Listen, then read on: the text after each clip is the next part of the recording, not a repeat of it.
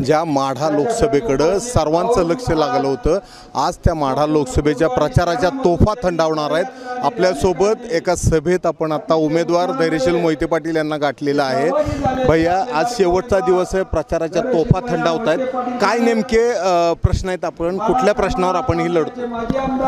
मी माढा लोकसभा मतदारसंघातील सिंचनाचे जे प्रकल्प आहेत त्याच्या अनुषंगाने या ठिकाणी निवडणूक लढवत आहे। कृष्णा विमास्त्रीकरण असेल, प्रत्येक तालुक्यातले अर्धवट असलेल्या सिंचन योजना असतील, काय नवीन लोकांच्या डोक्यात कल्पना आहेत त्याच्या बाबतीतले असेल, या भागातले रेल्वेचे अनेक प्रश्न आहेत त्याच्या बाबतीत आहे। किसान रेल्वेसारखी रेल्वे जी बंद पडली ती पुन्हा सुरू करण्याच्या दृष्टिकोनातून या विषयावरती बोलत आहे। या भागात कृषीचं मोठ्या प्रमाणावर जाळ आहे, तर त्याच्यावर प्रक्रिया उद्योग उभा राहण्याच्या दृष्टिकोनातून आणि लोकांना, युवकांना, महिलांना त्यातनं रोजगार मिळेल या विषयावरती या मतदारसंघात बोलत आहे।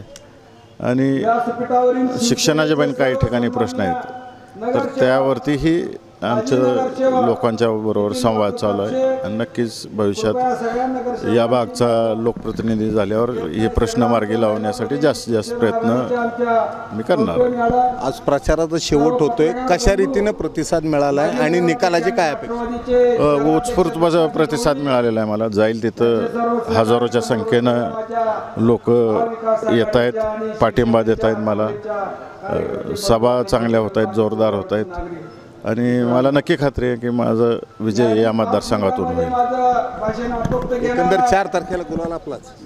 100% 4 तारखेला गुलाल आपलाच। तर जे काही प्रश्न होते, निष्क्रिय खासदार ज्यांच्याकडे 5 वर्ष सत्ता दिली ती त्यांच्याकडनं काही कामं झाली नव्हती, सिंचनाचे प्रश्न असतील, शेतकऱ्यांचे प्रश्न असतील, शेतीमालाचे प्रश्न असतील, बेरोजगारांचे प्रश्न असतील, MIDCचे विषय असतील, या अनेक प्रश्न घेऊन आता धैर्यशील मोहिते पाटील आज शेवटच्या प्रचार सभेत पोहोचलेले आहेत आणि कुठल्याही परिस्थितीत अतिशय उत्स्फूर्त प्रतिसाद आपल्याला मिळाल्यामुळं माढा लोकसभेतून गुलाल हा तुतारीचा अर्थात धैर्यशील मोहिते पाटलांचा असेल असं त्यांनी सांगितले।